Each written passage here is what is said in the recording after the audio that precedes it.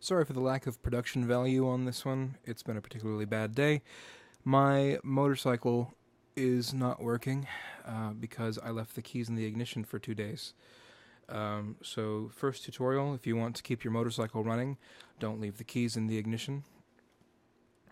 So, I don't have a whole lot to show, so I figured I'd do a quick magic trick just to prove that some days every magician just feels like death. This is a pretty easy trick, believe it or not. It took me a long time to figure out how to do it. Surprisingly, there are not a whole lot of tutorials on how to switch a card like that. And believe it or not, it's as easy as snapping your fingers. There's not a whole lot more to it than that. You start off with 2 cards, and they are back to back, both facing the same direction. As far as I know, you pretty much have to hold the cards like this. I'm going to see if I could do it this way. It doesn't work nearly as well, but now you can see what the trick is. I am merely snapping my fingers, and I'm pulling this finger back to hide the card, like so. You're going to be holding it something like this. It's a little bit difficult to wrap your head around the logistics of this, so I'm going to show it from a couple of different angles. You are pulling the first card like that, and you'll be holding it something like this when you're done. Between the broad side of your thumb and the broad side of the knuckle of your middle finger there. I've been accused of using a hot deck with this before, which is a gimmicked deck. And I want to show briefly that any cards can be used for this. And of course, I would find myself right now without another deck of cards.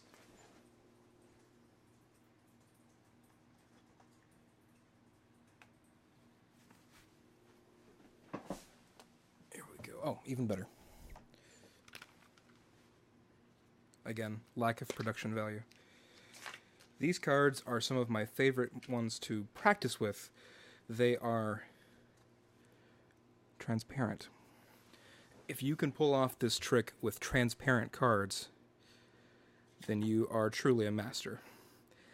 It does give you an idea of what's happening with the other card there. And if you practice this in the mirror and you have access to invisible cards like that, you get better and better at putting this card where it needs to go. Particularly because when you do it with a normal deck of cards, you're not going to have to worry about it nearly as much. So, one other deck of cards here I'm going to use. My treasured Penn and Teller cards. Holding the cards like so, from my point of view, the bottom left hand of the cards. Sorry about that. The pointer finger stays where it is to hold the new card between the pointer finger and the thumb, while the other card is again being held by the long side of your thumb and the knuckle of your middle finger.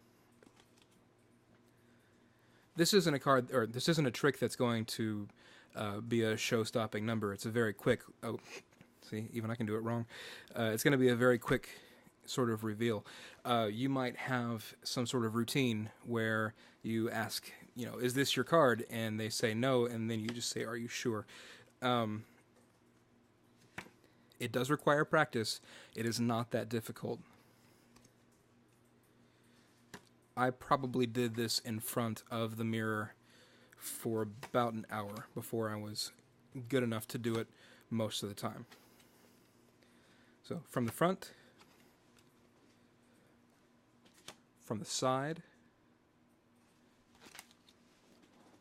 from the back. It is difficult to do slow, making it hard to show off. or hard to explain.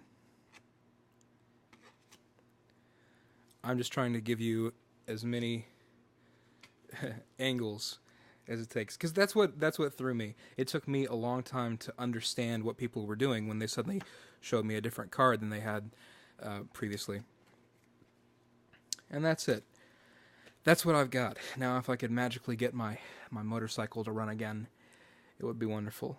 But until then, I'll see you guys next week. Please keep leaving comments, or in this case, start leaving comments for what you would like to see, and we'll keep doing it.